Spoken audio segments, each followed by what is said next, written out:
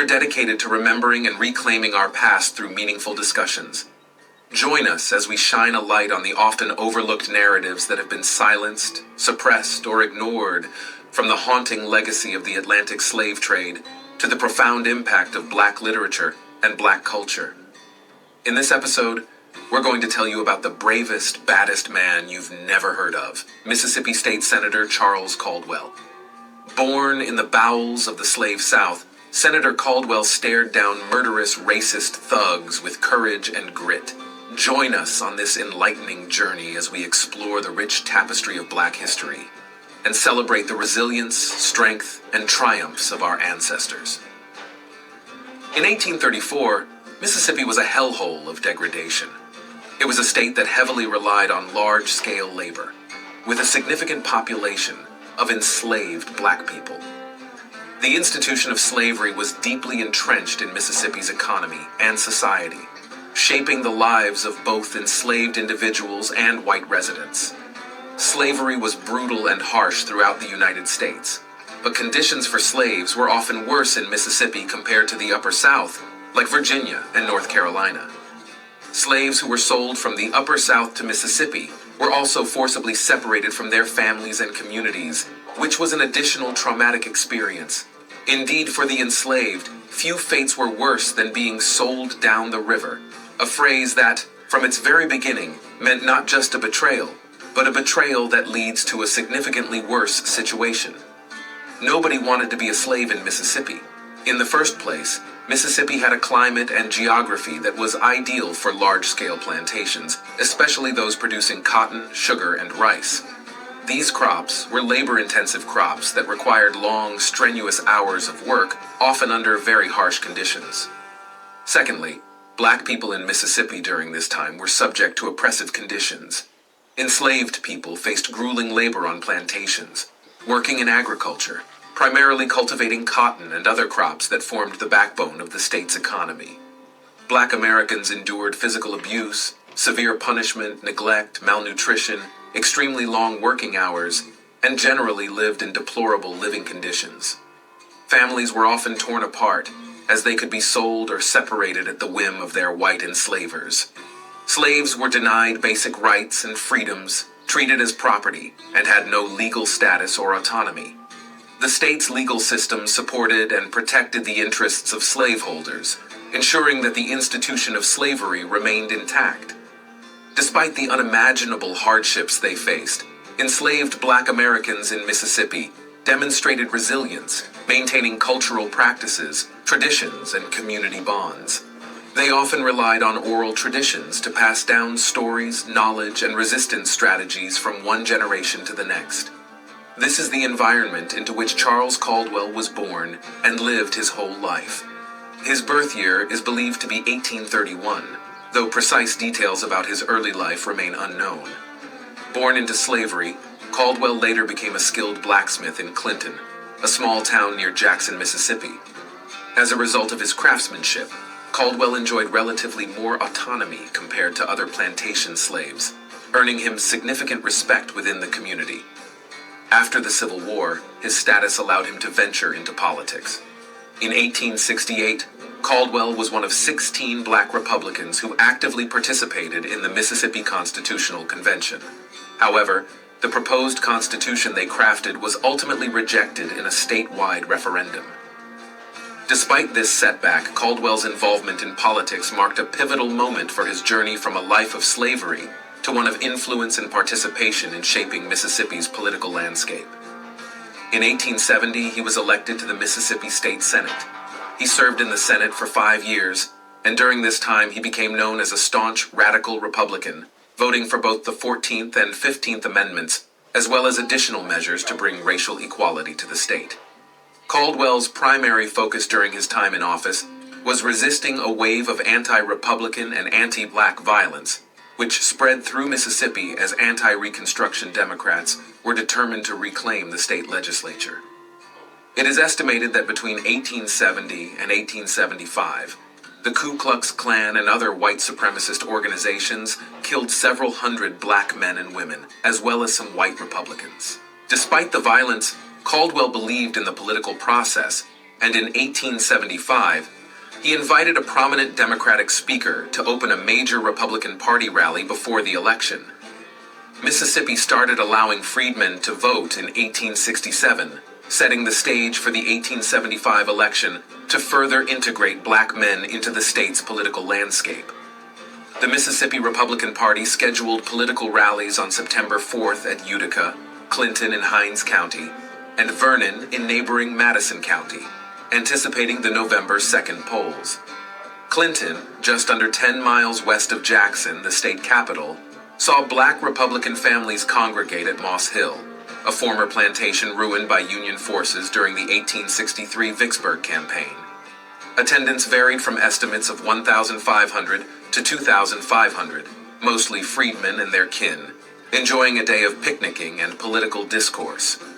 Around 75 white attendees were present, including 18 armed, intoxicated white-liners, essentially the Democratic Party's paramilitary branch of ex-Confederate soldiers and their kin in Mississippi. Anticipating racial tensions, Republican Governor Adelbert Ames was supposed to address the crowd. But instead, Captain H.T. Fisher, a former Union officer and local Republican newspaper editor, took his place. Emphasizing open discussion and educating new voters about elections, Caldwell and other Republican leaders from Hinds County invited the local Democratic Party to send a speaker. Democratic State Senate candidate Amos R. Johnston spoke for an hour without disruption. However, when Fisher took the stand, white-liners from Raymond heckled him. Republican organizers, including Caldwell, pleaded for peace, but the afternoon's events quickly spiraled into violence. Eugene Wellborn, another rally organizer, recounted the white-liners drawing weapons and aiming at the crowd. He likened the sudden burst of gunfire to a downpour, resulting in 3 white and at least 5 black deaths, including 2 children. But the September 4th violence was only a precursor to the impending racial massacre. Fueled by baseless rumors of a black plot against the town, Clinton's mayor called for backup. Hundreds of armed white-liners arrived in Clinton by train, their ranks increasing to several hundred by dusk. Wellborn recounted the brutal hunting of black men by the white-liners, akin to shooting birds. Sarah Dickey, an Ohioan white educator who moved to Mississippi to teach black women and children, penned a letter to President Ulysses S. Grant recounting the harrowing scene and emphasizing that the true extent of the Clinton massacre was untold. While no additional white Democrats were killed post-September 4, the black death toll was estimated to be between 35 and 50, with many black victims remaining nameless. William P. Hoffa, a white Republican from Pennsylvania running for re-election as a peace justice, was also lynched. Regardless of numerous pleas for federal aid by Governor Ames, Wellborn, Dickey, and others, President Grant declared on September 13th that he was weary of the South's annual autumnal disturbances, leading to a policy of non-intervention in Mississippi and the former Confederacy. This event became known as the Clinton Riot, or, more commonly, the Clinton Massacre. But the year's end of 1875 did not conclude the reign of terror in Clinton, despite the high number of victims in September. Caldwell was considered absolutely fearless by his contemporaries, white and black. He was a crack shot and racists everywhere feared him, although he used his power for peace. After the massacre, in an act of self-defense, he led a unit of militia through Clinton to protect his community. For that, he was marked for death. So Caldwell's involvement in arranging the event, advocating for black rights, and standing up for black self-defense placed him in the crosshairs of the vicious, racist ruffians who constantly tormented black citizens, who only wanted to exercise their political freedoms. Democrats. On December 25th, 1875, Caldwell went into the town of Clinton to learn about his nephew who had been threatened earlier that day. Study your An acquaintance of his, Buck Cabell, invited Caldwell to drink a toast in celebration of Christmas. Caldwell did not want to go, preferring to go home to celebrate Christmas with his wife, but his friend was so insistent that he relented. It was a fateful miscalculation. Set him up. The two men went to the basement of Chilton's store on the northeast corner of Leek and Jefferson Streets. While they stood in the basement, they touched their glasses, apparently a signal for the assassins. Caldwell was shot in the head as he stood with his back to the window. Wounded but still conscious, Caldwell asked to be carried out so he could die like a man. His last request was granted. He was carried out into the street so that all could see he was defiant. Despite his injuries, Caldwell gathered himself together, stood up, straightened his clothes. Then he looked directly at the assassins and said, "Remember, when you kill me, you kill a gentleman and a brave man. Never say you killed a coward. I want you to remember it when I am gone." At that instant, some 40 shots rang out, delivering the fatal blow. His younger brother Samuel, who had nothing to do with politics, was also killed. Later, racist ruffians burst into Caldwell's home where his wife had laid out the bodies of the two brothers and raised a ruckus, turning the bodies out of the coffin and cursing them.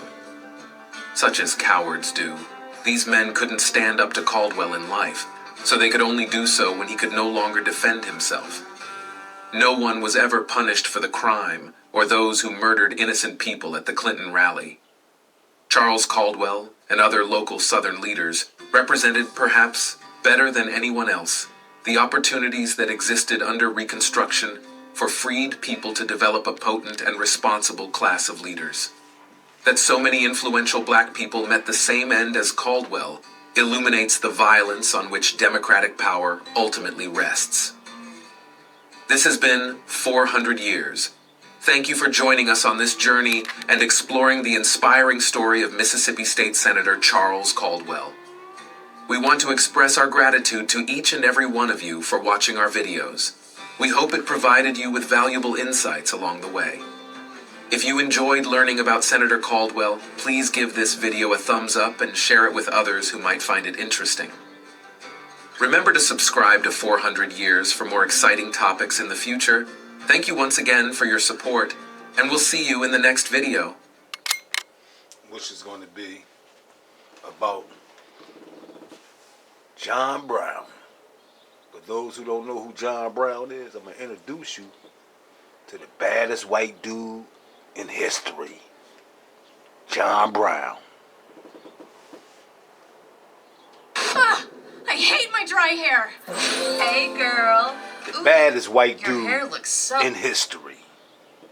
Join us on this Welcome to 400 Years. In this episode, we're going to dive into the riveting saga of John Brown and Frederick Douglass, two iconic figures of the 19th century John abolitionist Brown was movement. the baddest white man in Witness history. their converging and diverging paths, complex relationship, and the turbulent events surrounding the Harpers Ferry raid. As we delve deep, we will explore the strained alliance of these two historic giants in their fight against the brutal institution of slavery, and understand the true cost of their convictions. And we will uncover the profound impacts their actions had on America's trajectory towards civil war. In the process, we reveal the transformative power of determination and sacrifice. Join us on this enlightening journey as we explore the rich tapestry of Black history and celebrate the resilience, strength, and triumphs of our ancestors. John Brown and Frederick Douglass were two of the most prominent abolitionists of the 19th century. Brown was known for his militant tactics in the fight against slavery, while Douglass, the former slave, became a powerful orator and writer who advocated for the end of slavery. Although they shared the same goal, their approaches were wildly different, and their relationship was often strained. In fact, John Brown's actions almost got Frederick Douglass killed. Frederick Douglass first encountered John Brown in 1847, and the two men had a complex relationship from the very beginning. Brown was passionate, almost maniacally so, about the utter inhumanity of slavery, and he was willing to sacrifice everything to bring about its end. Brown was not an easy person to love, but with a mixture of admiration and ambivalence, Douglass recognized Brown's visionary nature. The relationship between John Brown and Frederick Douglass was marked by Brown's militant and violent stance against slavery, which greatly influenced Douglass's own radicalism in the 1850s. But Douglass remained wary of Brown because, though not lacking in passion and vision, Douglass felt Brown had a secretive nature and strategic ineptness that didn't bode well for success, especially when Brown implored Douglass to join the Harpers Ferry raid. The two men first met in 1847 at Brown's home in Springfield, Massachusetts. While Douglas was already famous for his background as an enslaved person and his escape from captivity, it was Brown, a white man with a string of failed businesses and unwavering religious fervor, who appeared determined to put an end to the cruel institution of slavery. Douglas, in his 1881 autobiography Life and Times of Frederick Douglass, recalled being impressed by Brown's physical stature, his lean, strong, and sinewy build, and noticed how Brown's children held him in reverence. But it was Brown's impassioned words that left the strongest impression on Douglas, as Brown detailed a plan to liberate the enslaved and guide them to freedom through the Appalachian Mountains. In his recounting of their meetings, Douglas was impressed that Brown demonstrated that he had carefully considered his plans and provided measured responses to Douglas's inquiries. Brown explained that armed men would be stationed at strategic checkpoints, ready to descend into towns to rally the enslaved and secure provisions. Even if they were cornered by authorities, Brown believed that dying for such a noble cause would be a fitting end. Douglas, initially a supporter of William Lloyd Garrison's non-resistance abolitionism, underwent a transformation in his beliefs after spending a night at Brown's home. The encounter left him increasingly skeptical of the peaceful abolition of slavery, and his speeches and writings began to reflect Brown's strong convictions. In his autobiography, Douglas wrote, "While I continued to write and speak against slavery, I became all the same less hopeful of its peaceful abolition. My utterances became more and more tinged by the color of this man's strong impressions." Meanwhile, Brown's involvement in the violent, bleeding Kansas conflicts elevated his national profile, earning admiration from those who believed that only bloodshed could end slavery. Douglas, who encountered Brown frequently during this tumultuous period, grew to hold a more favorable impression of Brown and developed a deeper respect for Brown's character. Douglas wrote, "I met him often during this struggle, and all I saw of him gave me a more favorable impression of the man and inspired me with a higher respect for his character." Brown frequently stayed with Douglas during his trips back east to acquire money and arms during the late 1850s. In late January 1858, Brown visited Douglas's home in Rochester, New York, where he stayed for a month. During this secluded period, Brown worked on drafting his provisional constitution for Virginia, intending to overthrow the state through his raid on Harpers Ferry's federal arsenal in Virginia. But something was nagging at Douglas. Despite his growing militancy, Douglas still believed in the significance of political action to bring an end to slavery, which put him at odds with Brown's increasing radicalism. Douglas found some of Brown's decisions and ideas questionable, and sometimes downright crazy. He did not get along with Hugh Forbes, an Englishman hired by Brown as his military strategist during Forbes's visits to Rochester from 1857 through 1858. Douglas found Forbes to be unreliable, both with finances and personal trust. On May 8, 1858, Brown visited Chatham, Ontario, a refuge for escaped slaves from the United States through the Underground Railroad. There, 12 white men and 34 black men endorsed a constitution for the republic Brown intended to create following his slave uprising. Although Douglas was intrigued by the clandestine plotters against slavery, he did not attend Brown's convention. In March 1859, both men, along with other abolitionist leaders, convened at the home of the prominent black Detroit resident, William Webb. But the men were unable to resolve the stalemate arising from their differing views. John Brown and his plans held a captivating allure and a glimmer of hope, but he remained a challenging figure to truly love. Brown and Douglas met for the final time at a quarry near Chambersburg, Pennsylvania, in August 1859. This time, Brown presented the full scope of his plan to capture the federal armory at the Harpers Ferry, Virginia arsenal and to arm the enslaved for a major insurrection. Sitting on large rocks, Brown and Douglas engaged in a discussion about Brown's plans. Brown earnestly implored Douglas to join his small group of dedicated warriors, expressing a specific purpose for his involvement. Douglas recalled Brown's words, "I want you for a special purpose. When I strike, the bees will begin to swarm, and I want you to help hive them." Douglas was disheartened by the shift in Brown's intentions. He had initially understood that Brown aimed to free slaves in Virginia and guide them to safety in the Appalachian Mountains. Yet now, Brown seemed fixated on attacking the federal arsenal, a move Douglas deemed desperate and mistaken. Despite Douglas's warning about the perilous nature of the plan, Brown brushed off the concerns and continued to press for Douglas's participation. While Douglas ultimately declined Brown's pleas, he allowed his companion, Shields Green, to make his own decision. Douglas recounted that Green responded, "I believe I'll go with the old man," he said, willingly accepting his fate of dying at Harper's Ferry. After declining to join the ill-fated Harper's Ferry raid on October 16, 1859, Douglas anxiously awaited news of the attack. The nation was electrified by reports of the assault on the federal arsenal at the confluence of the Potomac and Shenandoah rivers. As Douglas had warned, the raid ended in disaster, with most of the participants either captured or killed. Following Brown's arrest, a letter from Douglas to the Old Warrior, written in 1857, was among the documents seized. This led outraged Virginians to accuse Douglas of being a co-conspirator in Brown's actions. Douglas, who was lecturing in Philadelphia at the time news of the raid reached him, hastily returned home to Rochester, fearing that if caught and sent to Virginia, he would be killed for being Frederick Douglass. While it is likely that Brown shared more details of his revolutionary plans with Douglas than the orator admitted publicly, Douglas never found Brown's plans or leadership convincing. There is some dispute about the accuracy of Douglas's version of events. John E. Cook, one of Brown's captured men, claimed that Douglas had reneged on a promise to bring additional men to the raid. Brown, refusing to implicate his associates before his death sentence, reportedly expressed frustration to a friend, attributing the missed opportunity at Harper's Ferry to the famous Mr. Frederick Douglass. Accused of being tied to a man facing treason charges, Frederick Douglass defended himself in an October 31st letter to the Rochester Democrat and American. He vehemently denied making any promises to join the raid, and clarified that he never encouraged or supported the takeover of Harper's Ferry.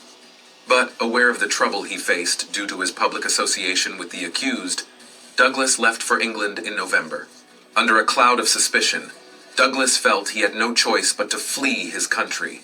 In the rebuttal to Cook's denunciation, he declared that the taking of Harper's Ferry was a measure never encouraged by my word or by my vote. My field of labor for the abolition of slavery has not extended to an attack on the United States arsenal. Despite his rhetoric, within the heated climate, Douglass felt, he had no real chance of convincing white America of his innocence. This is why, under cover of darkness on October 22nd, with an arrest warrant issued and federal marshals closing in on his upstate New York hometown, Douglass embarked on a ferry across Lake Ontario, a route he had once guided many escaped slaves through. Faced with anxiety and limited options, Douglass embarked on a lecture trip to England, a journey he had previously planned but now undertook in unexpected circumstances. John Brown and his remaining accomplices were executed on December 2nd, 1859. For treason, murder, and inciting slave insurrection. There is no doubt that Frederick Douglass, while advocating for his legal innocence, embraced violence and positioned himself as a moral ally of John Brown. This perspective became common among abolitionists, including some Republican politicians. Douglass expressed his readiness to take action against slavery through various means, such as writing, speaking, publishing, organizing, and even conspiring, as long as there was a reasonable hope of success. Douglass believed that those who deprived others of their labor and freedom had forsaken justice and honor, becoming akin to thieves and pirates. Importantly, Douglass clarified that his objection was not to Brown's ultimate goals or justifications, but rather to his specific methods and tactics. He highlighted that Harriet Beecher Stowe's novel, Uncle Tom's Cabin, demonstrated the necessity of lawlessness as a weapon for abolitionists. The Fugitive Slave Act of 1850 had turned virtually all radical abolitionists into lawbreakers. Douglass was willing to defy the law and even kill those he deemed as pirates, but he recognized that effectively combating slavery and its pervasive influence required more than courage and justification. It demanded exceptional cunning, skill, mobilization, and military prowess. Returning to America from England in 1860 after the loss of his beloved daughter Annie, Douglas found his family in mourning and the nation on the verge of disunion.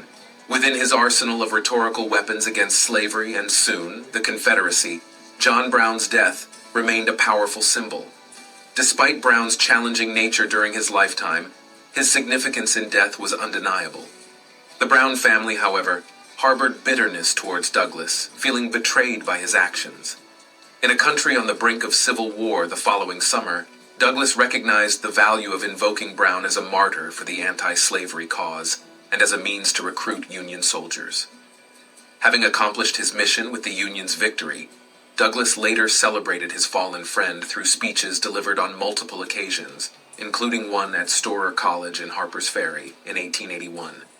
Douglas held a profound appreciation for Brown's enduring value to the cause of black freedom, consistently eulogizing him as a martyr and a classical Brown hero. put his life on the line. In the Storer College speech, he depicted the Armory raid as a resounding thunderclap that ignited a morally deteriorating nation into action. Douglas emphatically proclaimed that Brown's defeat marked his true triumph, and his capture became the victory of his life. Reflecting on his own ambivalence towards Brown's plans in 1859, Douglas acknowledged the remarkable power of his symbol following the execution, encapsulating the significance of the aged warrior. Douglas recognized Brown's unwavering commitment to his cause, emphasizing the transformative nature of his sacrifice. Brown's execution on the gallows took on a sacred significance comparable to the Christian cross, symbolizing his profound devotion and unyielding resolve. In the wake of Brown's martyrdom, Douglas continued to honor his memory and the impact he had on the fight for black freedom. Of John Brown, he said, "With the Appalachian Mountains for his pulpit, the country for his church, and the whole civilized world for his audience, he was 1,000 times more effective as a preacher than as a warrior." Despite his lack of skill in executing revolutionary violence, Brown managed to incite a broader revolution in America through his actions. In the conclusion of the Storer College speech, Douglas declared, "When John Brown stretched forth his arms, the sky was cleared. The time for compromise was gone, and to the armed hosts of freedom, standing above the chasm of a broken union, was committed the decision of the sword, and thus made her own, and not John Brown's, the lost cause." As a result, Douglas held Brown in eternal reverence as the hero of the abolitionist movement. During his speeches recruiting black soldiers in 1863, Douglas would often burst into song, leading the crowd in "John Brown's Body," invoking Brown's spirit, and inspiring young men to join the fight against slavery. Brown had evolved into more than just an adored figure. He embodied the very essence that kept the cause for freedom alive and propelled it forward during challenging times. The impact of the events at Harpers Ferry had a transformative effect on the nation. It unleashed a tide of anger that traumatized white Americans from all backgrounds.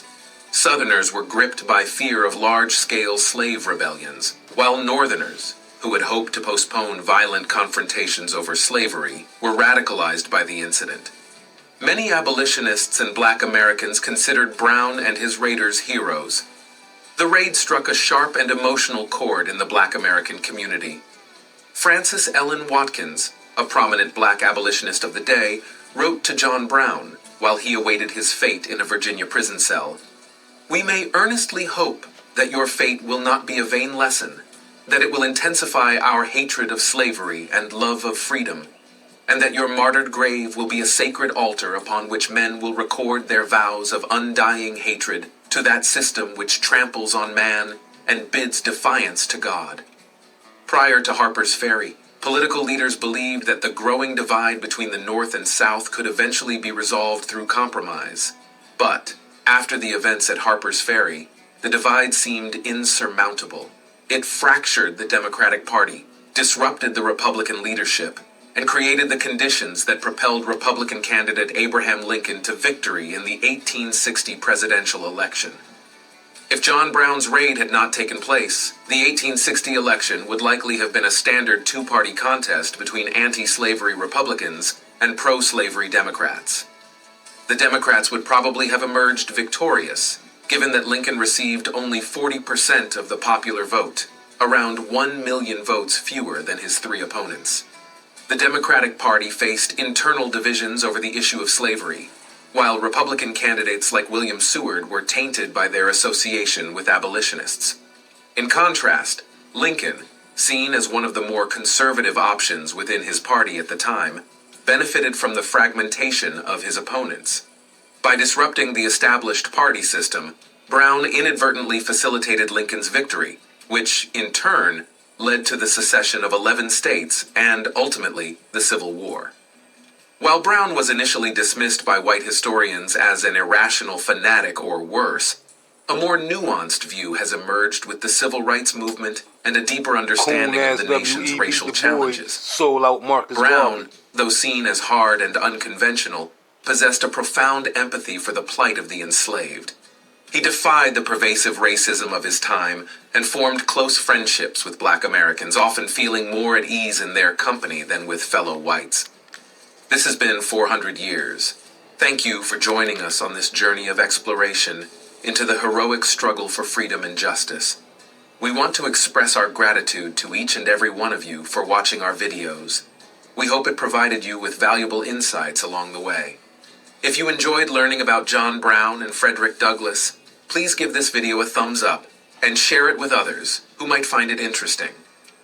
Remember to subscribe to 400 Years for more exciting topics in the future. Thank you once again for your support, and we'll see you in the next video. John Brown. John Brown.